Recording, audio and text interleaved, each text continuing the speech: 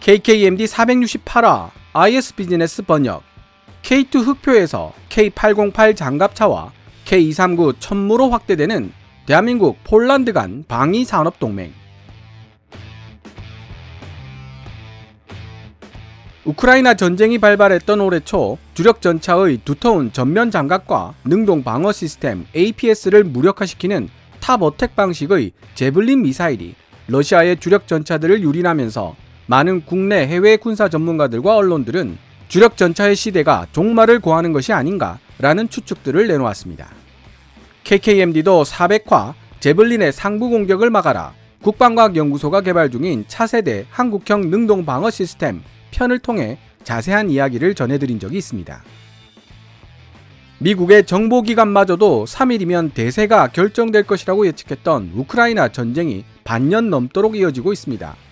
우크라이나가 이렇게 선전할 수 있었던 배경에는 러시아의 졸전 탓도 있지만 우방국들의 군사적 지원이 큰 역할을 하고 있습니다. 미국, 영국 다음으로 많은 군사 원조를 하고 있는 폴란드는 우크라이나 전쟁을 통해 얻은 데이터로 미친 불곰 러시아를 상대할 전략을 수립하고 있는 중인데요. 여기서 우리는 한 가지 사실에 주목하게 됩니다. 바로 폴란드가 대한민국 주력 전차 K2 흑표와 이를 폴란드화시킨 K2 PL을 도합 1,000대가량 보유하려 한다는 사실입니다. 전차 무용론이 무색하게도 폴란드는 이미 미국 M1A2 SEP V3를 250대 발주해 놓은 상황이지만 여전히 부족하다고 판단했다는 뜻이며 향후 전장에서도 주력 전차는 여전히 필요한 존재라고 판단했다는 의미가 됩니다. 흥미를 느낀 저는 해외 밀리터리 뉴스와 군사 전문지 등을 통해 상황 분석을 시도해 보았습니다.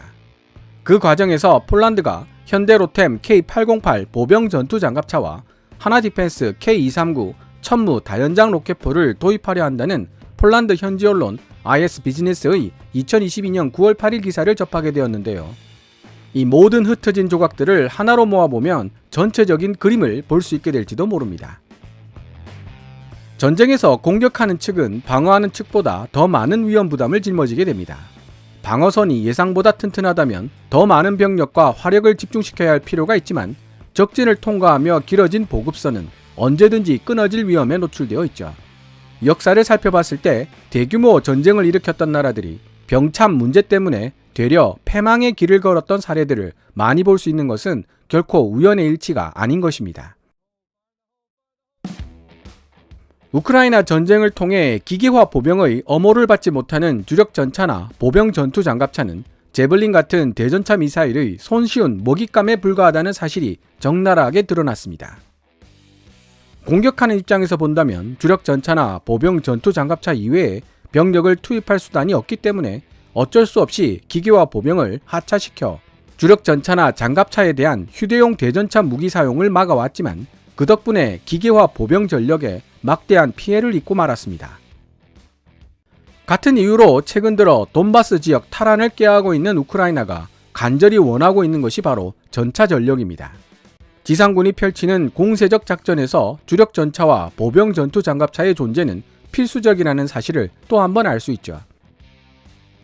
사실 러시아가 제공권을 장악해서 정보 감시 및 정찰, ISR 비행을 철저하게 시행하고 그에 따른 근접 항공 지원 CAS만 제대로 해줬더라도 러시아 기계화 보병들이 휴대용 대전차 무기를 걱정할 필요가 획기적으로 줄어들었을 것입니다. 이는 폴란드가 ISR과 CAS에 특화된 FA-50 블락 20의 도입을 결정하게 된 이유와도 무관하지 않을 것입니다. 어쨌든 여전히 제공권을 장악하고 있지 못한 러시아는 다른 방법을 생각해내야만 했습니다.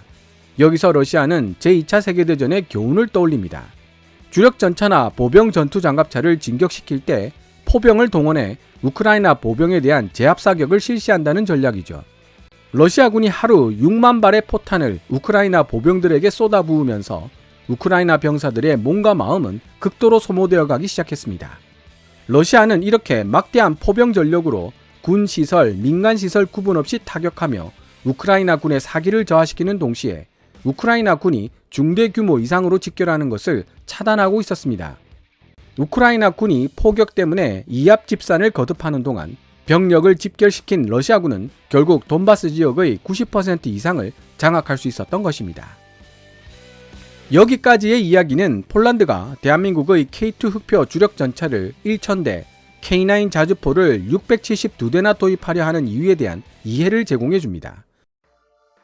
폴란드는 기동성과 화력이 우수한 K9 자주포로 전방에 대한 제압 사격을 실시하여 도사리고 있을지도 모를 위협을 최소화한 다음 K2PL과 K808을 기반으로 한 보병 전투 장갑차로 지상군을 투입한다는 전략을 세우고 있는 것 같습니다. 정찰, ISR 임무와 근접 항공 지원, CAS 임무에 특화된 FA-50PL도 많은 도움을 줄 수 있겠죠. 그렇다면 K239 천무 도입 이야기는 왜 나오는 것일까요? 한동안 우크라이나 전선에서 위세를 떨치던 러시아 포병이 8월 들어 잠잠해진 이유는 미국에서 도입된 하이마스 이동식 다연장 로켓포가 러시아 포병의 사정거리 밖에서 핵심 탄약 저장고들을 정밀 타격하는 데 성공했기 때문입니다. 결국 포탄이 부족해진 러시아는 재정비를 마친 우크라이나 군의 대대적인 반격에 직면하고 있으며 북한 등지에서 모자라는 포탄을 수입하는 방안까지 고려하고 있을 정도라고 하니 비록 소수라고는 하나 하이마스가 얼마나 효과적인 위력을 발휘하는지 알 수 있는 대목입니다. 이 놀라운 위력에 주목한 폴란드는 하이마스 500포대나 자국 지상군에 도입하고 싶어 했지만 생산국인 미국도 현재 보유 대수가 380대에 불과하고 신규 생산분도 미군 소요가 우선이라는 난관에 부딪히게 됩니다. 그런 와중에 한국형 하이마스 K239 천무가 있다는 사실을 알게 된 것입니다. K239 천무가 어느 정도의 능력을 지니고 있으며 어떤 개량 계획을 지니고 있는지 알고 싶으시다면 KKMD 434와 램젯 기술로 2배 이상 늘어난 사거리를 지니게 된 K239 천무, 세계시장에서 미 육군 하이마스를 긴장시키다 편을 시청해 주시기 바랍니다. 이 정도 배경 설명이면 2022년 9월 8일 폴란드 매체 IS 비즈니스가 게재한 기사를 이해하는데 큰 도움이 될 것이라 생각합니다. 기사 번역이 끝나면 영상은 바로 마무리하도록 하겠습니다. 기사 원문은 노란색 글자로 표시됩니다. IS 비즈니스가 비공식적인 경로로 입수한 정보에 따르면 폴란드 국방부는 한국에서 개발된 K808 차량형 보병 전투 장갑차뿐만 아니라 한국판 하이마스 K239 천무의 신속한 인수에도 관심을 드러내고 있다. 장기적인 관점으로 봤을 때 K808은 핀란드 방산업체 파트리아의 허가 아래 라이센스로 제작된 로소막 병력 수송 장갑차 대부분을 대체하게 될 것으로 보인다. 현대로템 K808의 라이센스를 받아 제작되는 장갑차를 기반으로 폴란드 지상군이 사용할 특수목적 차륜형 장갑차 대부분이 제작될 예정인데 현대로템 K808 보병 전투 장갑차는 8륜형으로 40mm 자동 유탄 발사기와 7.62mm 기관총으로 무장하고 있다. 2022년 9월 7일 K808 보병 전투 장갑차와 K2 주력 전차를 생산하고 있는 현대로템은 폴란드 방산그룹 폴스카 그룹파 즈브로예니오바 이하 PGG와의 제휴각서에 서명했다. 이 제휴각서는 주력 전차, 육상 무인 시스템, 그리고 병력 수송 장갑차의 생산과 개발에 대한 양국 간 대규모 협력을 그 내용으로 하고 있다. 이번 제휴각서는 현재 폴란드 남부 도시 키엘체에서 열리고 있는 국제방위산업 전시회 MSPO 2022에서 체결됐다.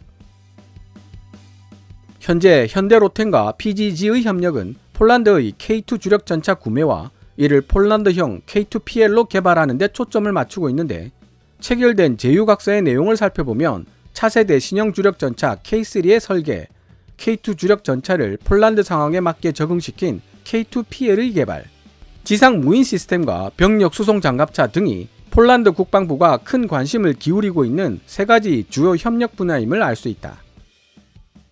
이번 제휴에 따라 만들어지는 결과물은 대한민국과 폴란드에 의해 사용되는 데 그치지 않고 나토 회원국을 포함하여 관심을 보이는 제3국에도 공동으로 제한될 가능성이 높다. 현대로템과 PGG는 또한 공동으로 개발한 신형 주력 전차, 병력 수송 장갑차, 그리고 지상 시스템을 수명 주기 동안 현대적으로 개량하고 관리하는 작업도 함께 수행할 것으로 예상된다. 연구 및 개발 R&D에서부터 완성 후 수명 주기 동안 비용 관리에 이르기까지 모든 개발 과정을 공동으로 진행한다는 것이 양국 파트너십의 핵심이다. 폴란드 기업과 대한민국 기업이 맺은 산업동맹의 결실은 우리 조국 폴란드 안보 능력의 비약적인 증진이라는 형태뿐만 아니라 다른 미래 고객 국가들의 안보 증진에도 크게 기여할 수 있는 새로운 능력의 출현이라는 형태로 나타나게 될 것이다.